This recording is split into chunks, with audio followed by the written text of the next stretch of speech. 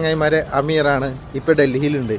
ഡൽഹിയിൽ ഞാൻ ഒരു ഇന്നോവയുടെ വിലക്ക് 2013-14 നമ്മുടെ നാട്ടിൽ ഇന്നോവ കിട്ടുന്ന വിലക്ക് ഞാനൊരു ക്രിസ്റ്റ എടുത്തിട്ടുണ്ട്. ഇതേപോലെ ഗൾഫിലുള്ള കസ്റ്റമറാണ്.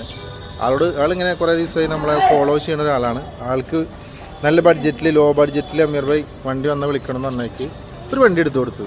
ആ വണ്ടി എടുത്തിട്ട് ഞാൻ അവരോട് എടുക്കുമ്പോൾ തന്നെ പറഞ്ഞിട്ട് വണ്ടി ഫുള്ളായി പെയിൻ്റ് അടിക്കണം. സിംഗിൾ ഓണർഷിപ്പുള്ള വണ്ടിയാണ്. ഫുള്ളായിട്ട് പെയിൻ്റ് അടിക്കണം.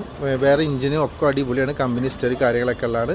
മൊത്തം സ്ക്രാച്ചാണ് പുറത്തുള്ളതെന്ന് പറഞ്ഞാൽ. അപ്പോൾ അമീർ ഭായി കുഴപ്പമില്ല, നിങ്ങളുടെ കെയർ ഓഫിൽ തന്നെ പെയിൻ്റ് അടിക്കുന്നിടത്തുണ്ട് ചെയ്തോളി. അതും ഡൽഹിയിൽ തന്നെ ചെയ്യണമെങ്കിൽ ഒന്നുകൂടി വൃത്തി നാട്ടിൽ കൊണ്ടുവരുമ്പോൾ പക്കായിട്ട് കിട്ടും. അതേ ഒരു ഇന്നോവയുടെ ഡീറ്റെയിലാണ് ഞാൻ നിങ്ങളുമായി പറയുന്നത്. പക്ഷേ ഇതിൽ ഏറ്റവും വലിയ പ്രത്യേകത എന്താണെന്ന് വെച്ചാൽ വെറും ഒരു 13 ഇന്നോവ നാട്ടിൽ എത്രക്കാണോ കിട്ടുന്നത് ആ വിലക്ക് ഡൽഹി UP അങ്ങാടിയിൽ നിന്ന് ക്രിസ്റ്റ, അതും അടിച്ചാപ്പൊളി ക്രിസ്റ്റ, ഒരു രക്ഷയില്ലാത്ത ക്രിസ്റ്റ ഫുൾ പെയിൻ്റ് അടിച്ചിട്ട് നമ്മൾ ഇറക്കാൻ പോകണം. ആ വിശേഷമാണ് ഞാൻ നിങ്ങളുമായി പങ്കുവെക്കുന്നത്.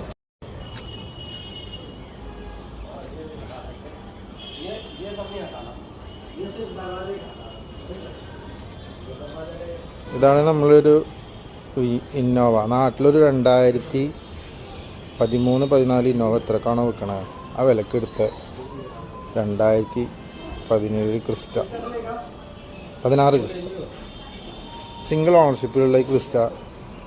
ഇവിടുന്ന് ഞാൻ എല്ലാ കസ്റ്റമറോടും പറയാനുള്ള പോലെ സ്ക്രാച്ചുകൾ ഉണ്ടായിരുന്നു, ചെറിയ ചെറിയ സ്ക്രാച്ചുകൾ. ആ സ്ക്രാച്ചുകളൊക്കെ എടുത്തിട്ട് ഗൾഫിലുള്ള നമ്മളൊരു കസ്റ്റമർക്ക് എടുത്തതാണ് ഈ വണ്ടി. അത് നമ്മൾ പറയാറില്ലേ, നല്ല വിലക്ക് നല്ല വണ്ടികൾ കിട്ടുമ്പോൾ നമ്മുടെ അടുത്ത് കസ്റ്റമർ ഇങ്ങനെ ലൈനിലുണ്ടാവും.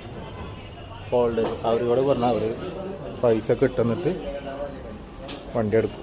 ഇതിപ്പോൾ നമുക്ക് ആ കസ്റ്റമറോട് പറയേണ്ടത് ഒരു ഇന്നോവയുടെ വില ഉള്ളൂ. നോർമൽ G4 ഇന്നോവ 2013 വിലക്ക് 13-14 വിലക്ക് ഒരു ക്രിസ്റ്റ, അത് സിംഗിൾ ഓണർഷിപ്പ് 1.25 ലക്ഷം കിലോമീറ്റർ ഓടിയിട്ടുള്ളൂ. വണ്ടി ഇവിടെ കൊണ്ടുവന്നതിന് ശേഷം ഇപ്പോൾ നമ്മൾ ഡൽഹിയിൽ നമ്മൾ സുഹൃത്തിൻ്റെ വർക്ക്ഷോപ്പുണ്ട്, അവിടുന്ന് ന്യൂ ഷേപ്പ് ആക്കാൻ പോകണം വണ്ടി.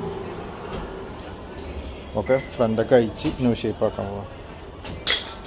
വണ്ടി നിങ്ങൾക്ക് കണ്ടാലറിയാം ആക്സിഡൻ്റ് ഒന്നും ഇല്ല കേട്ടോ. ആക്സിഡൻ്റ് ഒക്കെ ഉണ്ടെങ്കിൽ ഇവിടെ അടിച്ച് ഞെളിഞ്ഞിട്ടുണ്ടാവും. ഇപ്പോൾ ഇന്നാണ് പണി തുടങ്ങിയിട്ടുള്ളൂ.